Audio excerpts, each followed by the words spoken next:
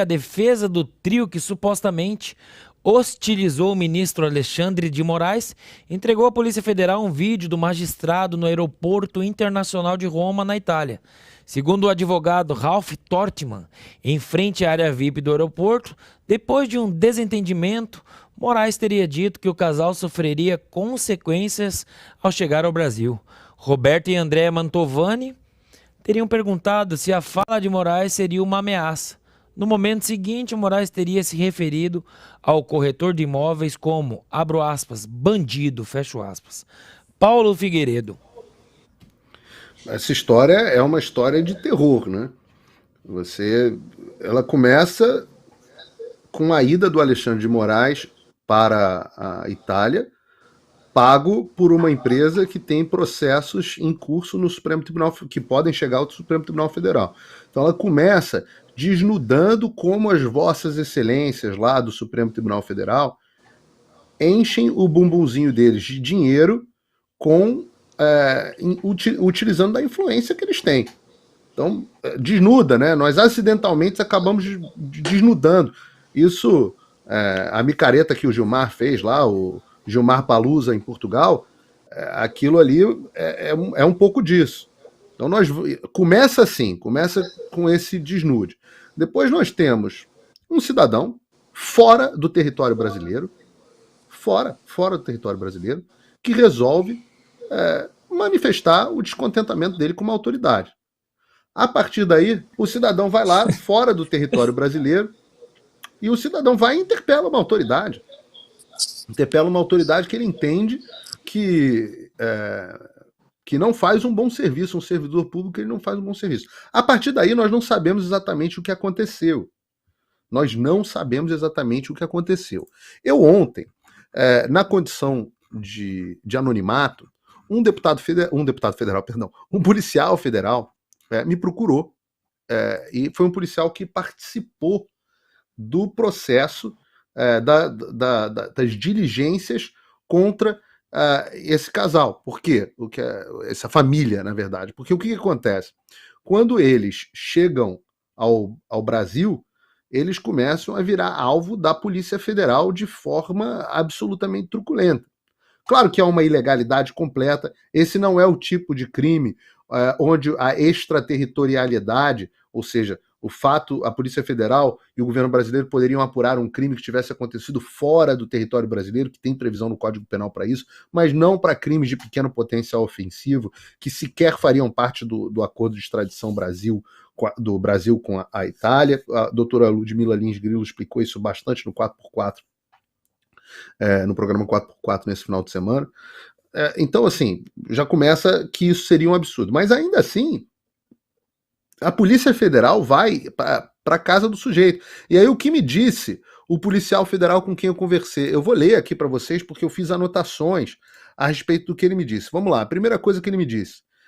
A família foi intimada às 6 da manhã de um domingo com um monte de viatura ostensiva da Polícia Federal na casa dele. A equipe foi educada, a equipe da Gestapo foi educada, recebeu o tratamento cordial da família, mas aqui já tem um negócio totalmente atípico, que normalmente uma intimação desse tipo, ela ocorre em horário comercial durante a semana, com carros descaracterizados, porque ela é uma intimação para depor. Peraí, desculpe interromper esse vídeo, mas é que eu continuo censurado pelo STF. Além deles cancelarem o meu passaporte, congelarem todas as minhas contas bancárias e bloquearem as minhas redes, agora eles também querem proibir os meus vídeos no Brasil.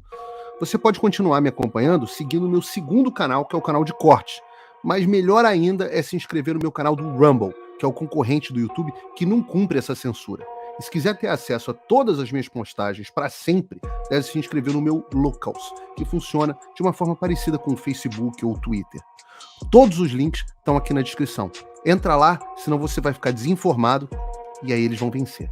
Né? Então é uma coisa que não é para você ser ostensivo, não. Um monte de carro, uma frota de carro da Polícia Federal chegam lá.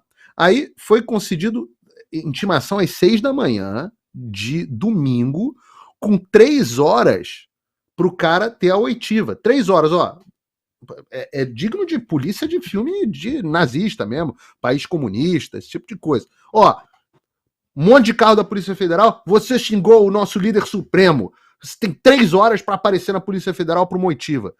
O que também não é o normal, porque quando você é intimado, você tem um prazo para que o seu advogado possa saber, pô, peraí, eu vou depor na condição de investigado, de testemunha, que condição, deixa eu ver o que tem nesse processo para eu poder orientar o cliente. Nada disso. Aí parece que, como eles já tinham voo marcado para o mesmo horário, eles não puderam comparecer à oitiva, só o membro mais jovem da família compareceu. Durante o depoimento, esse mais jovem relatou que o filho do Alexandre de Moraes teria feito um comentário desrespeitoso a uma mulher, a mulher do cara, né? Dizendo o seguinte: se eu não vou falar o que o filho do Alexandre de Moraes teria dito, mas se eu quisesse, eu comia o cu dela. Pagava e comia, fecha aspas. Foi isso que ele teria dito. O cu. Eu disse cu do inglês descolado, né? E parece que isso foi incluído dentro do próprio depoimento. E aí, quando chegou o conhecimento do Xandão, que tinham incluído isso dentro do depoimento e que a situação, depoimento gera uma ata, essa ata é escrita e isso é um documento oficial. Que quando o Xandão recebeu isso, ele ficou louco e aí mandou uma busca e apreensão.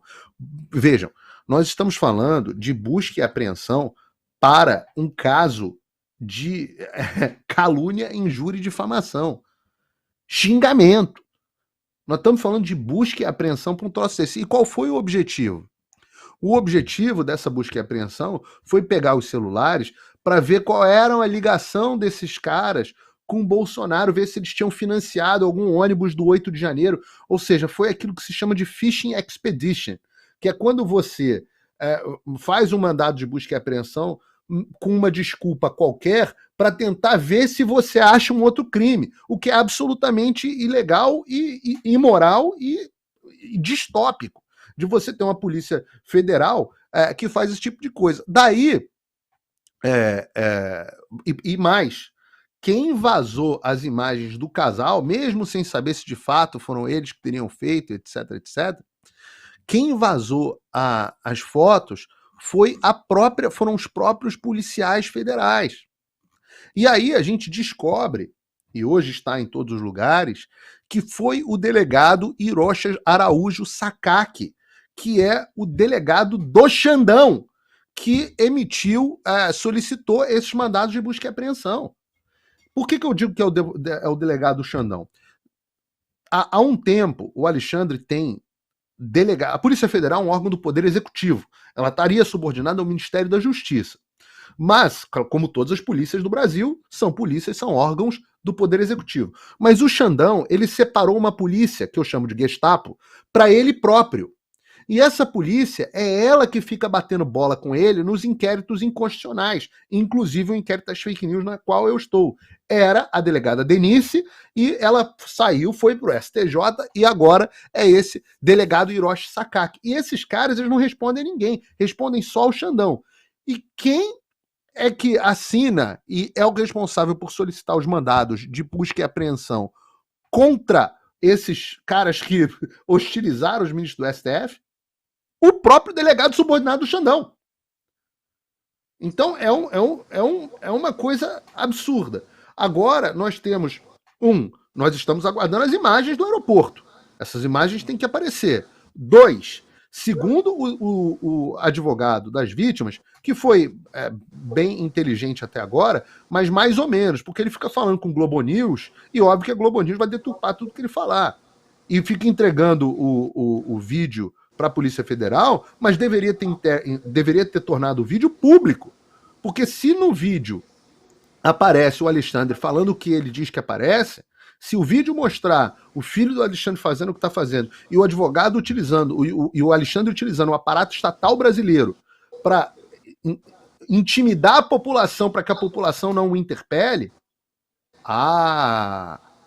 meu amigo, se isso for comprovado, se tiver lá, tem 3 documentos que o Brasil precisa prestar atenção agora, e eu conversei hoje, inclusive, esse assunto com alguns senadores. O depoimento deste rapaz. Se o policial federal que conversou comigo estiver falando a verdade, está escrito no depoimento, de fato, que o filho do Xandão fez uma provocação de baixo calão. E o advogado confirmou, está confirmando publicamente.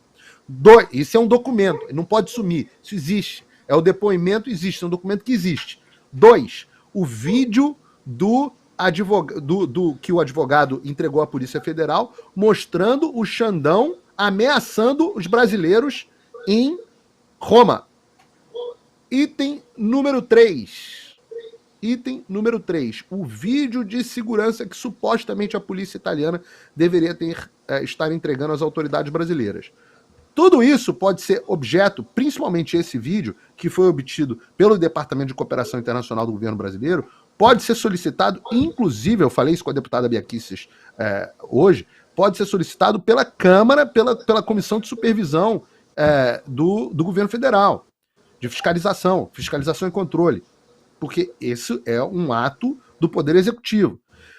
De posse desses documentos, nós vamos poder descobrir quem está ou não falando a verdade.